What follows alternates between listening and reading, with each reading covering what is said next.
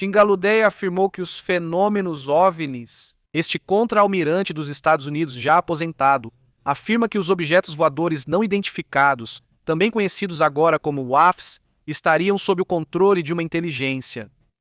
Segundo sua interpretação e o que pôde observar em diferentes casos dos quais esteve próximo, afirma que estariam ligados a uma inteligência, mas que não é humana. Dentro dos detalhes do que foi possível observar, afirma que não são necessariamente pessoas ou seres inteligentes de outros planetas, mas que isso simplesmente poderia ser inteligência ou seres inteligentes de uma origem desconhecida, por assim dizer. A declaração foi divulgada em vários meios de comunicação, inclusive na Fox News, publicada no dia 15 de maio, hoje baseado em uma entrevista de Gallaudet com Tomi Lahren. De acordo com o que relatam neste relatório, nesta história, nesta entrevista, o contra-almirante afirma: primeiro, é uma pessoa que tem experiência, foi um Navy SEAL, ou seja, é um ex-funcionário também que esteve muito tempo ligado à NOAA, ou seja, que tem informações privilegiadas quanto ao comportamento climático, por exemplo, em informações de satélite, e então perceberam que existem coisas estranhas, né? O contra-almirante afirmou que eles viram dados, viram vídeos. Primeiro, SEAL, ex-funcionário ligado ao oceano e à atmosfera constantemente. Aseguran que Tem movimientos que hace no se tienen en privilegiada, foi um Navy SEAL, ou seja, atmósfera o de atmósfera a mar. informação privilegiada em relação ao comportamento. Eles garantem que foram eles que criaram ou destacaram a palavra transmeio. São objetos que vão para 2 ou 3 meios diferentes. Primeiro, SEAL, ou seja, comportamento privilegiado.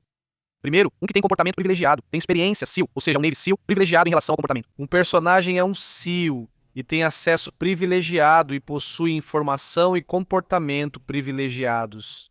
Primeiro, alguém com informação privilegiada sobre comportamento, como um SEAL, integrante da Marinha com esse perfil. Com certeza, ele viu capacidades que nós, humanos, ainda não alcançamos. O termo inteligência não humana, ele diz, é um tema ou um termo que está sendo usado cada vez mais. É importante destacar isso. Isso ainda é um tema de uma declaração, vamos dizer, em processo ou em desenvolvimento. Não é algo que se possa, vamos dizer, considerar como uma argumentação já sólida, completa, mas ele diz que é algo que está sendo entendido e está em processo de compreensão. O oceano volta a ser esse lugar, essa zona de mistério, essa zona em que, muitos assuntos ainda permanecem desconhecidos para o ser humano. O oceano se tornou um cenário que, ele afirma, é inquietante, já que é tão imenso e difícil de monitorar. As rotas que podem ser monitoradas são muito limitadas, ele garante. A grande pergunta que se tem é: esses objetos, por não pertencerem a nenhum país ou a nenhum poder de um país, a quem pertencem? Quais são as intenções desses objetos? Um tema que ele afirma, pois não se sabe. Entre os vazamentos que estão sendo investigados, foi revelado, ele afirma que a evidência, então, vai ser pouco a pouco cada vez mais verificável. Outro tema que me chama a atenção hoje é o seguinte. Vejam só, existe um ponto fraco para a OTAN, já que houve a renúncia de uma primeira-ministra, a primeira-ministra da Letônia. Os russos também podem considerar isso, especialmente ao falar sobre Putin, como uma fraqueza dos países bálticos. Nesta ocasião, observa-se o seguinte: vamos olhar o mapa e vamos para os países bálticos. De acordo com o que relatam, será um alerta sobre a vulnerabilidade do ponto fraco, o calcanhar de Aquiles. Talvez da OTAN. Os países bálticos são um deles porque são países muito pequenos, reparem no tamanho. E outro motivo é porque estão cercados pela Rússia. Em que sentido? A Rússia está deste lado, a Bielorrússia também, que é aliada da Rússia. E aqui está Kaliningrado, que faz parte da Rússia. Então, esses países são realmente muito pequenos em termos de território, mas não em relação às capacidades militares. Inclusive aqui há soldados de vários países da OTAN. O que tem sido reforçado são as fronteiras, mas o que tem acontecido é que há um cenário de instabilidade na região, onde já foram relatados drones russos caindo do lado da Letônia. A controvérsia foi tanta que Edinka Silina teve que renunciar. Ela era a primeira-ministra da Letônia. Vamos colocar a imagem dela para irmos conhecendo também de quem estamos falando. Aí está ela. Segundo o que foi detalhado, vamos dizer, ela apresentou sua renúncia, deixou o país em uma crise institucional quando o flanco báltico da OTAN está enfrentando uma tensão máxima com drones e também, pois com uma guerra híbrida que já dura algum tempo, na qual se observam falhas no sinal de GPS, ataques hackers constantes, e isso tem acontecido nesses 3 países, Letônia, isso. Intervenção, inclusive em alguns momentos militares, caminhando pela própria fronteira, atravessando para o lado desses países. Obrigado. Não é uma crise interna, é uma crise que fala de 2 eixos. O eixo Rússia-Bielorrússia e o eixo da OTAN. Silina acusou a Sprouts de não implantar com rapidez suficiente os sistemas antidrones. Uma crítica duríssima porque o centro do escândalo é a capacidade real do país de responder. De ameaças. Com esse assunto, vamos para ameaças, pois é contra, nesse caso, o que consideram o inimigo mais persistente para esses países, que é a Rússia. E de qualquer forma, depois da Rússia, eles afirmam que esses incidentes podem estar relacionados às interferências eletrônicas russas, o que complica ainda mais o problema. É uma guerra que afeta a defesa aérea, mas também é uma guerra eletrônica em que os sistemas de GPS, até mesmo civis, não funcionam. Eles falham constantemente e o que os pilotos da região fazem é pousar à moda antiga, sem os instrumentos conectados ao GPS. Eles já estão usando ou testando outros sistemas que, em teoria, vão substituir o GPS, já que ele foi comprometido. Reparem também no seguinte.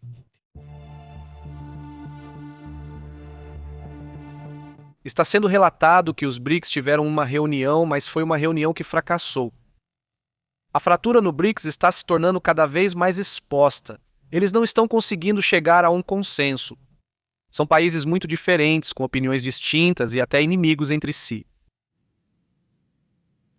O ponto central é que os ministros das relações exteriores dos BRICS realizaram uma reunião na Índia, em Nova Delhi, mas não houve uma posição comum sobre a guerra no Irã. Não há uma posição comum, nem mesmo em um tema tão grave como a guerra do Irã. E não é só isso, ainda é mostrada esta imagem. Vejam só o seguinte.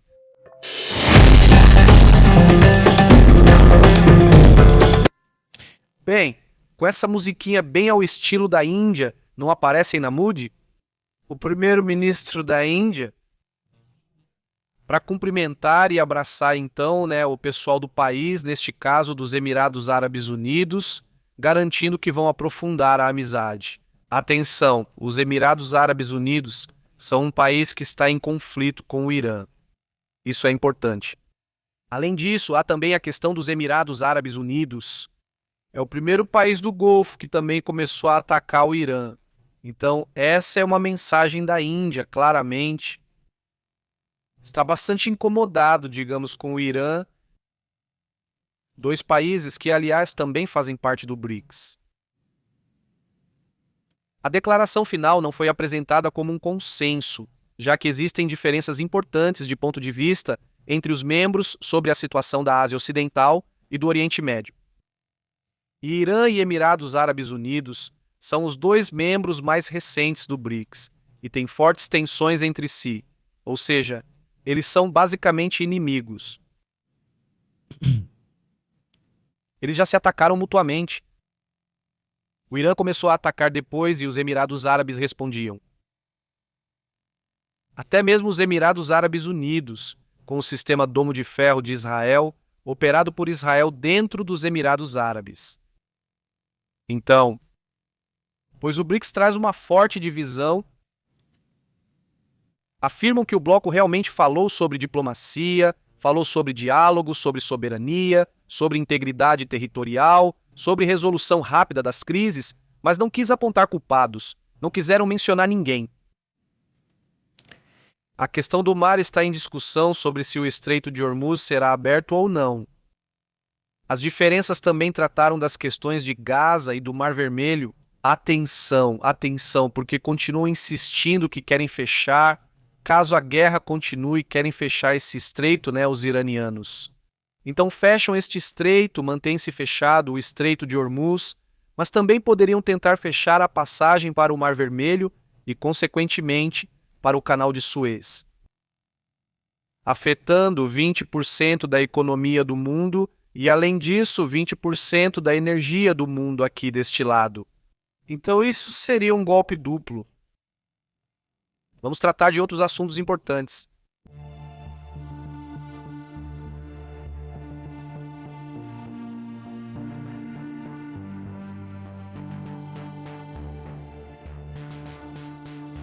Vejam só que está ocorrendo um surto de ebola.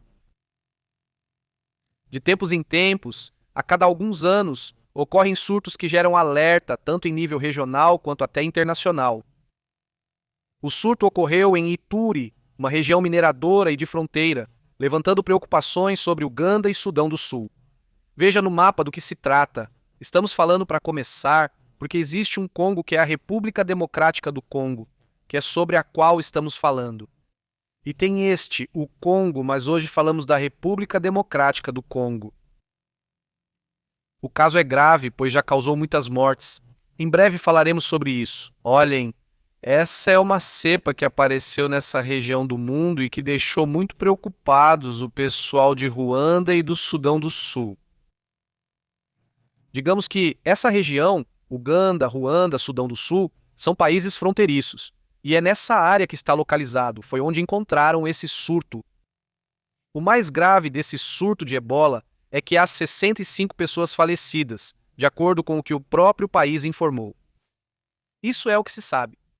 Segundo funcionários de saúde africanos que deram entrevistas para o The Guardian, já foram registrados 246 casos suspeitos de febre hemorrágica na província de Ituri, a região mais afetada pelo conflito armado que ocorre na área, e também pelo ebola.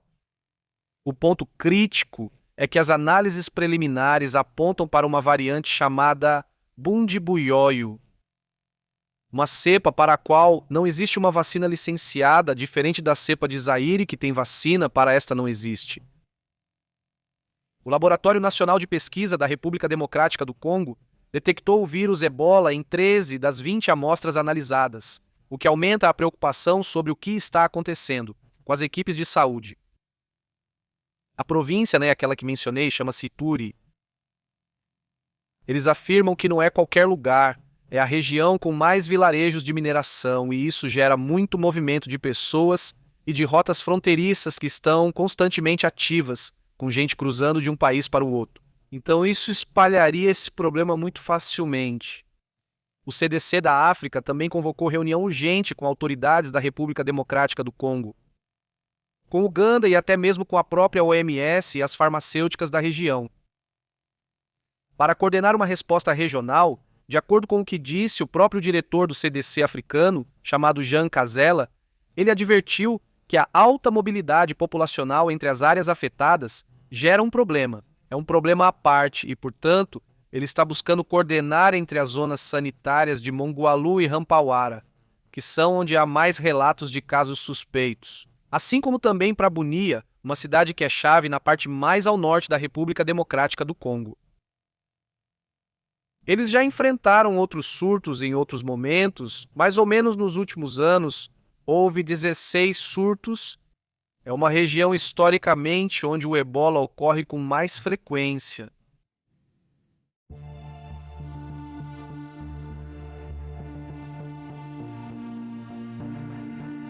Em outros assuntos, rapidamente também, deixem-me contar para vocês sobre um caso terrível. Encontraram 6 migrantes sem vida em um vagão de trem no Texas. Uma situação muito difícil. 6 migrantes foram achados mortos em um vagão de trem em Laredo, após viajarem escondidos em condições extremas, perto da fronteira dos Estados Unidos com o México.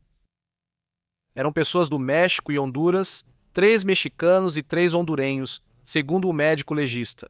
No condado de Webb, entre os falecidos, havia pessoas entre 14 e 56 anos, incluindo 5 homens e uma mulher. Um dado que obviamente aumenta a gravidade humana do caso. A causa preliminar seria um forte golpe de calor depois que suportaram temperaturas de mais ou menos 36 graus Celsius dentro do vagão. Quer dizer, não parece extremo, mas claro, dentro de um vagão de metal. Pois imaginem vocês, 36 graus lá fora.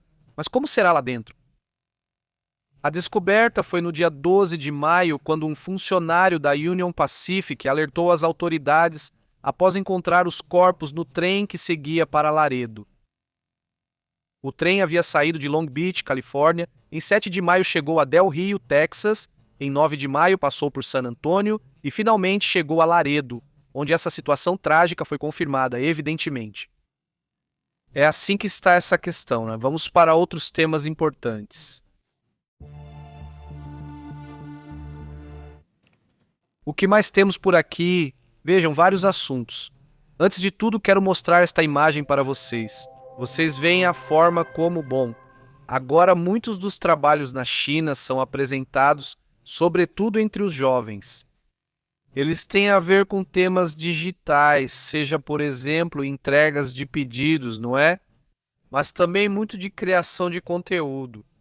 Um tema que, tem se movimentado.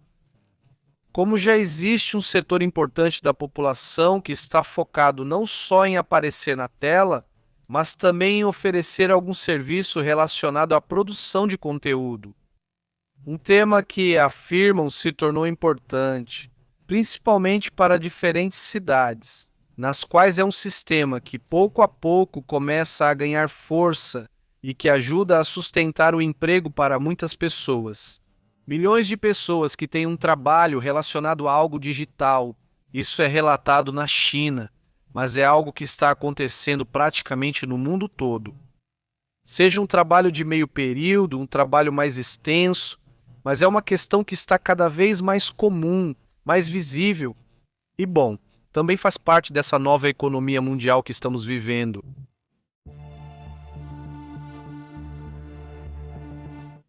Vamos rapidamente aos comentários, como vocês estão, como tem passado. Muito obrigado por nos acompanhar esse tempinho. Daqui a pouco vamos para outros assuntos, para o que está acontecendo, pois evidentemente em todo o mundo. Muito obrigado a Edilcer, ao Eduardo, como você tem estado, Gasduro, MT, Rosalinda, a toda a comunidade que está chegando. Muito obrigado por nos acompanhar, pois isso faz parte do que está acontecendo no mundo. Daqui a pouco voltamos com outra atualização do que acontece, não do que está acontecendo. Vamos conversar mais um pouco. De um caso muito grave em que vários pesquisadores italianos perderam a vida no oceano. Um tema muito sério sobre como foram as condições da perda dessas vidas e tem alguns aspectos muito curiosos, muito estranhos, principalmente na forma como perderam a vida. Na verdade, ainda há um desconhecimento sobre esse assunto. Existem hipóteses de como perderam a vida, mas não se sabe ao certo. Esse tema ainda está sendo investigado, mas vamos conversar sobre ele. Rosalinda, um abraço, obrigado e boa tarde a todos da comunidade. Vamos lá então, vamos para essa transmissão ao vivo, vamos para lá.